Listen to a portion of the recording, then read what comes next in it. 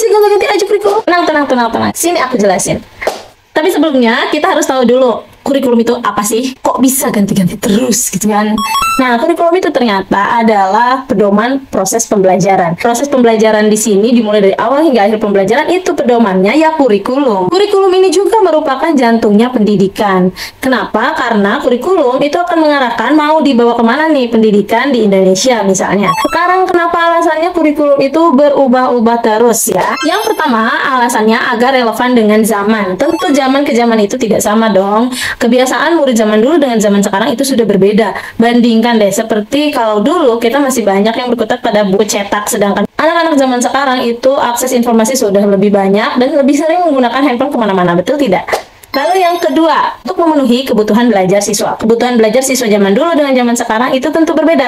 Kebutuhan informasi serta akses untuk belajar lebih terbuka luas. Maka kurikulum pun harus menyesuaikan dengan zaman ini. Yang ketiga, kenapa kurikulum ini harus berubah? Tentu untuk menyiapkan generasi muda yang visioner yang sesuai dengan zamannya. Jadi teman-teman, kurikulum itu sifatnya dinamis, bisa berubah-ubah sesuai dengan zamannya. Yang tujuannya untuk apa? Tujuannya tentu untuk menyiapkan generasi kita sesuai dengan zamannya. Bagaimana teman-teman? Menurut teman-teman, apakah kurikulum ini akan berubah kembali? Jawab di kolom komentar ya.